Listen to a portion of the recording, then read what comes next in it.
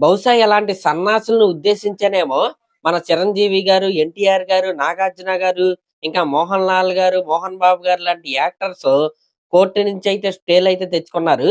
Social మీడియాలో ఎవరైనా అసభ్యంగా వాళ్ళ మార్పులు చేసినా, అసాంఘికంగా వాళ్ళ ఫోటోలని యూజ్ చేసినా, వాళ్ళ మీద కేసులైతే ఎయ్యొచ్చని కోర్టు నుంచి అయితే ఆర్డర్ అయితే వచ్చింది. వాళ్ళ పేరును కూడా వాళ్ళ పర్మిషన్ లేకుండా రాంగ్ వేలో వాడుకుంటే కేసులైతే వెయ్యొచ్చు. ప్రతి ఒక్కరు మన చిరంజీవి గారు, ఎన్టీఆర్ గారు కూడా కోర్ట్ నుంచి స్టే అయితే తెచ్చుకున్నారు. అది ఎందుకు తెచ్చుకున్నారో నిన్న రాత్రయితే నాకొక ఫుల్ క్లారిటీ అయితే వచ్చేసింది. ఎందుకో కూడా నేనైతే చెప్తాను. నిన్న రాత్రి మన విజయ్ దేవరకొండ గారిది, రష్మిక గారిది మ్యారేజ్ అయితే అయింది. ఆ మ్యారేజ్ ఫోటోస్ అయితే బయటకొచ్చాయి. వెంటనే పెళ్లైన వెంటనే వాళ్ళైతే పోస్ట్ అయితే చేశారు.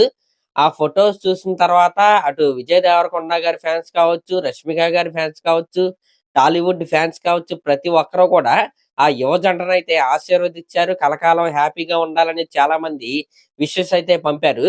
ఇంకా ఆ ఫోటోలు చూసుకున్నా, ఆ ఫోటోల్లో వాళ్ళ హ్యాపీనెస్ చూసుకున్నా, నిజంగా ప్రతి ఒక్కరికి కూడా చాలా ముచ్చటేస్తదనమాట. కానీ ఒక సన్నాసి మాత్రం అప్పుడే వాళ్ళు విడిపోతారు, డైవర్స్ చేసుకుంటారని, ఇంకా అదే కాకుండా విజయ్ దేవరకొండ గారి పైన అసభ్యంగా మాట్లాడుతూ పోస్టులయితే పెట్టాడు. ఆ సన్నాసి ఎవడంటే ఉమర్ సంధు అనమాట.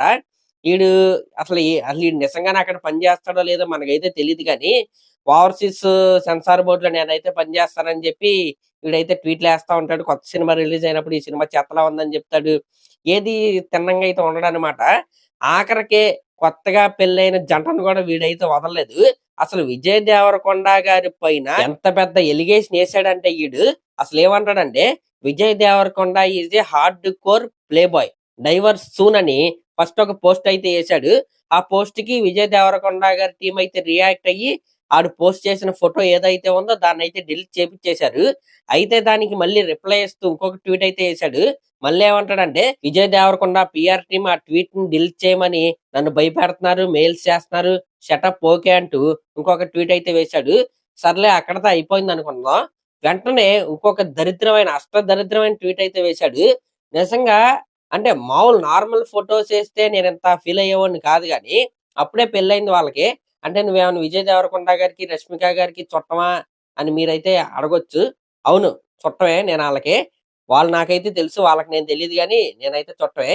ఇంకది పక్కన పెడితే, ఆ ట్వీటు నాకు చాలా బాధగా అనిపిచ్చింది.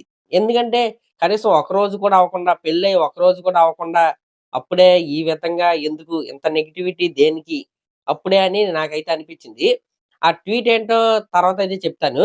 అది పక్కన పెడితే, ఆ ట్వీట్ కింద ఒక రష్మిక మందాన గారిది ఒక మార్క్ ఫోటో అయితే ఆడైతే పోస్ట్ చేశాడు.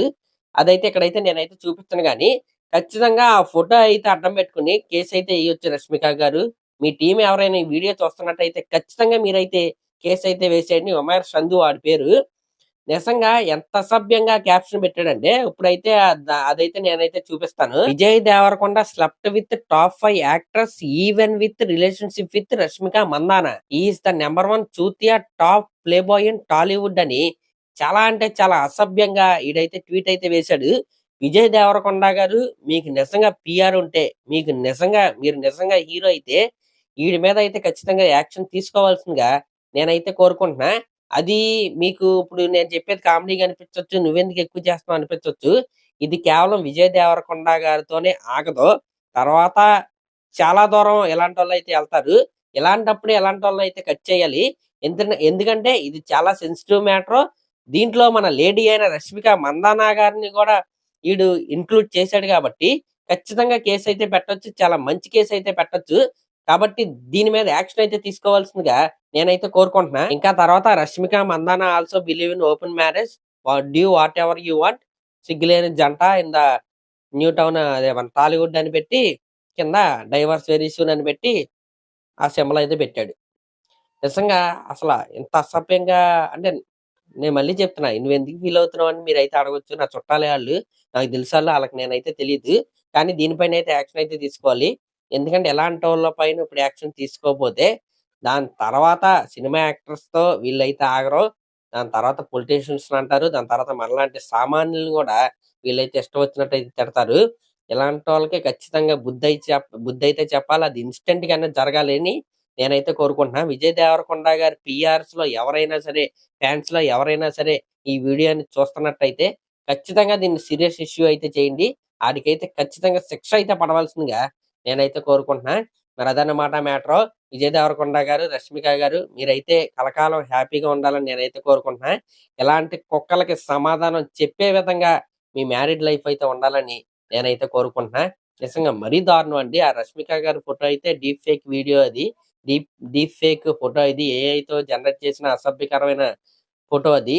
అది ఇక్కడైతే నేనైతే పోస్ట్ చేయలేను గూడా.